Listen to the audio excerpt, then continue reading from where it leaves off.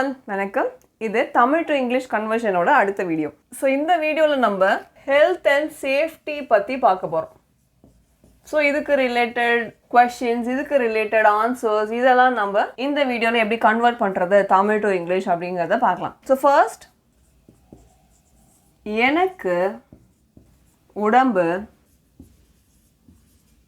சரியில்லை. ஸோ இந்த எனக்கு உடம்பு சரியில்லை அப்படின்னு சொல்கிறத நம்ம எப்படி இங்கிலீஷில் சொல்கிறது? ஸோ இப்போ ப்ரெசண்ட்டாக எனக்கு உடம்பு சரியில்லை அப்படின்னா இதை நான் எப்படி சொல்கிறது? சரியில்லை, உடம்பு சரியில்லை அப்படின்னா ஐ. ஸோ ஐக்கு பக்கத்தில் நான் இது வந்து ப்ரெசன்ட் டென்ஸில் சொல்கிறதுனால, எனக்குன்றனால ஐ, ப்ரெசன்ட் டென்ஸில் சொல்கிறதுனால ஐக்கு வந்து நம்ம ஆம் அப்படின்றத யூஸ் பண்ணோம். ஐ ஆம். ஸோ இந்த உடம்பு சரியில்லை அப்படின்றத இல்லைன்னா என்ன சொல்லுவோம்? நாட் ஃபீலிங் வெல் அப்படின்ற மாதிரி சொல்லலாம். ஸோ எனக்கு உடம்பு சரியில்லை அப்படின்றத ஐ ஆம் நாட் ஃபீலிங் வெல் அப்படின்னு சொல்லலாம். ஸோ சரியில்லை அப்படின்னா நாட் வெல். ஸோ என்ன சரியில்லை? உடம்பு சரியில்லை. ஸோ நாட் ஃபீலிங் வெல் அப்படின்ற மாதிரிலாம் நம்ம யூஸ் பண்ணிக்கலாம். நெக்ஸ்ட்டு வந்து மருத்துவமனை எங்கு உள்ளது? ஸோ ஹாஸ்பிட்டல் போகணும், பட் ஹாஸ்பிட்டல் எங்கே இருக்குதுன்னு தெரியல. ஸோ அது எங்கே இருக்குது அப்படின்னு, ஹாஸ்பிட்டல் எங்கே இருக்குது அப்படின்னு கேட்குறதுக்கு மருத்துவமனை எங்கே உள்ளது அப்படின்னு நம்ம தமிழில் கேட்குறாங்க. இங்கிலீஷில் எங்கு அப்படின்னா என்ன யூஸ் பண்ணோம்? வேர். ஸோ ப்ரெசண்ட்டாக தான் கேட்குறாங்க. பாஸ்ட்டை ரெப்ரசன்ட் பண்ணுறதுக்கு நமக்கு எந்த ஒரு வேர்டுமே இங்கே இல்லை. ஸோ வேர் இஸ் தி மருத்துவமனை அப்படின்னா hospital. So where is the hospital அப்படின்ற மாதிரி சிம்பிளாக இருக்கும் இந்த ட்ரான்ஸ்லேஷன். ஸோ ஒரு சில ட்ரான்ஸ்லேஷன்ஸ்லாம் பார்த்திங்கன்னா நமக்கு எக்ஸாக்டாக என்ன இருக்கோ அதை அப்படியே ட்ரான்ஸ்லேட் பண்ணியிருப்பாங்க. ஒரு சில கேசஸில் மட்டும் நமக்கு அந்த வேர்ட்ஸோட சேஞ்சஸ் வந்து ரொம்பவே அதிகமாக இருக்கும். தமிழில் வந்து ஒரு மாதிரி கேட்டிருப்பாங்க, இங்கிலீஷில் சொல்லமோ அது வேறு மாதிரி ரெப்ரசென்ட் பண்ணுற மாதிரி இருக்கும். ஸோ ஒரு சில கேசஸ் அப்படியும் இருக்கும், ஒரு சில கேசஸ் இப்படியும் இருக்கும். ஸோ நம்ம வந்து ஃபர்ஸ்ட் பிகினர் லெவலில் இருக்கோம் அப்படின்னா, இந்த மாதிரி பேசிக் சென்டென்சஸ்லாம் தமிழ்லேருந்து எப்படி இங்கிலீஷ்க்கு கன்வெர்ட் பண்ணுறது அப்படின்றத நம்ம லேர்ன் பண்ணிட்டோம் அப்படின்னா நெக்ஸ்ட் அது அட்வான்ஸ்டுக்கு போகும்போது ரொம்ப ஈஸியாகவே இருக்கும். ஓகே, ஒரு சில வேர்ட்ஸ்லாம் நமக்கு எக்ஸாக்டாக தெரிஞ்சிடும், இதுதான் வரும் அப்படின்னு சொல்லி. ரிமைனிங் இருக்கக்கூடிய வேர்ட்ஸுக்கு மட்டும் நம்ம என்ன மாதிரி பண்ணலாம் அப்படின்ற மாதிரி ப்ராக்டிஸ் பண்ண அதுவும் ஆட்டோமேட்டிக்காக வந்துடும். அடுத்தது, காய்ச்சலுக்கு உங்களிடம் மருந்து உள்ளதா? ஸோ காய்ச்சலுக்கு உங்களிடம் மருந்து உள்ளதா? ஸோ இந்த ஃபீவருக்கு உங்ககிட்ட மருந்து இருக்கா அப்படின்ற மாதிரி கேட்கறதுக்கு இங்கிலீஷில் எப்படி கேட்போம்? இருக்கா அப்படின்ற மாதிரி கேட்கறதுக்கு நம்ம டூ அண்ட் ஹேவ் வந்து கண்டிப்பாக யூஸ் பண்ணோம். டூ அண்ட் ஹேவ் கண்டிப்பாக இருக்கும். ஸோ உங்களிடம் இருக்கா அப்படின்னு நம்ம கேட்கறதுக்கு உங்களிடம் அப்படின்னு சொன்னால் டூ யூ ஹேவ் அப்படின்ற மாதிரி யூஸ் பண்ணோம். ஸோ இருக்கா அப்படின்னு கேட்டாலே டூ ஹேவ் அப்படின்ற ஒன்று கம்பல்சரி யூஸ் பண்ணுங்கள். அண்ட் யார்கிட்ட கேட்குறாங்களோ அந்த பர்டிகுலர் பர்சனை இந்த டூ அண்ட் ஹேவுக்கு நடுவில் யூஸ் பண்ணுங்கள். ஸோ டூ உங்களிடம் அப்படிங்கிறதுனால டூ யூ ஹேவ் அப்படின்ற மாதிரி யூஸ் பண்ணோம். என்ன இருக்கான்னு கேட்குறாங்க, மருந்து இருக்கா? ஸோ மருந்துனா medicine. Do you have medicine? எதுக்கு? காய்ச்சலுக்கு. So for fever. காய்ச்சல் அப்படின்னா ஃபீவர்.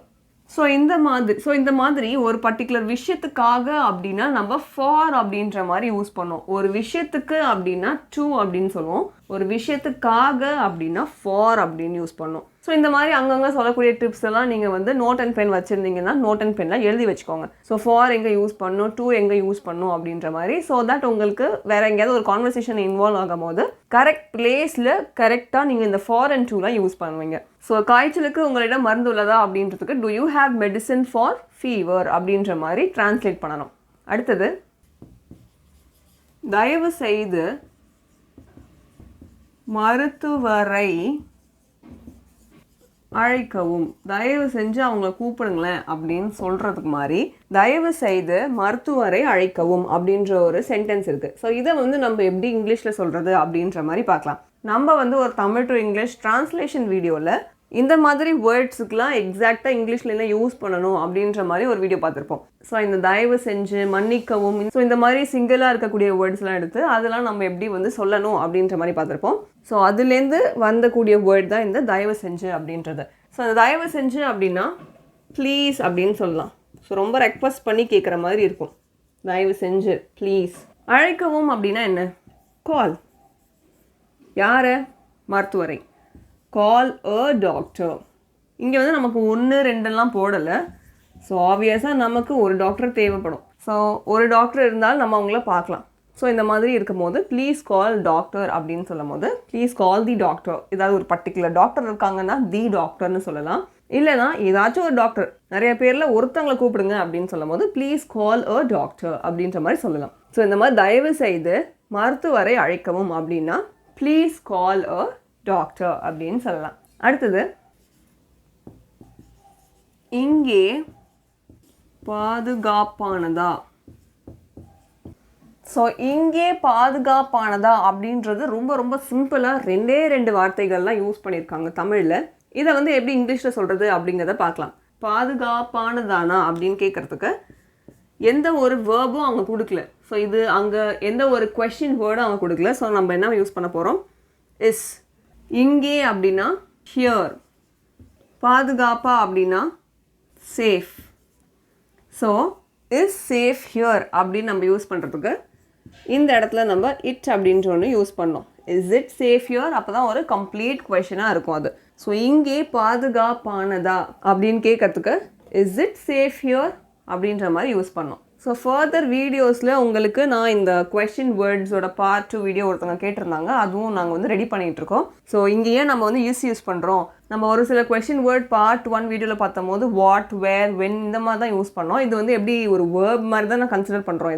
இதை எப்படி நம்ம வந்து ஒரு கொஷின் வேர்டாக யூஸ் பண்ணுறது அப்படின்ற மாதிரிலாம் நம்ம அந்த வீடியோ பார்ட் 2 வீடியோவில் பார்ப்போம். அதே மாதிரி தேவையே இல்லாமல் இந்த இடத்துல இட் எதுக்கு வந்திருக்கு, இதெல்லாம் நம்ம நெக்ஸ்ட் அப்கமிங் வீடியோஸில் பார்க்கலாம். ஸோ இந்த டிரான்ஸ்லேஷன் பார்ட் 10 வீடியோவில் நம்ம health and safety related questions and ஸ்டேட்மெண்ட்ஸ்லாம் எப்படி வந்து தமிழ் டு இங்கிலீஷ் மாற்றணும் அப்படின்றத பார்த்துருப்போம். ஸோ இந்த மாதிரி வேறு ஏதாவது பர்டிகுலர் டாப்பிக்கில் உங்களுக்கு தமிழ் டு இங்கிலீஷ் எப்படி மாற்றணும் அப்படின்னு உங்களுக்கு தெரியலனா அந்த டாபிக் எங்களுக்கு மென்ஷன் பண்ணுங்கள். ஆர் உங்களுக்கு ஏதாவது ஒரு பர்டிகுலர் ஸ்டேட்மெண்ட் எப்படி வந்து இங்கிலீஷில் மாற்றணும், எப்படி ஈஸியாக வந்து இதை கண்டுபிடிக்கணும், இந்த மாதிரி டவுட்ஸ்லாம் இருந்துச்சுன்னா அதையும் எங்ககிட்ட காமெண்ட்டில் சொல்லுங்கள். ஸோ இந்த மாதிரி வீடியோஸ்லாம் உங்களுக்கு யூஸ்ஃபுல்லாக இருக்குது அப்படின்னா லைக் அண்ட் ஷேர் பண்ணுங்கள். நெக்ஸ்ட் வீடியோவில் நெக்ஸ்ட் டாபிக் அப்படிங்கிறத பார்க்கலாம். Thank you so much. நன்றி.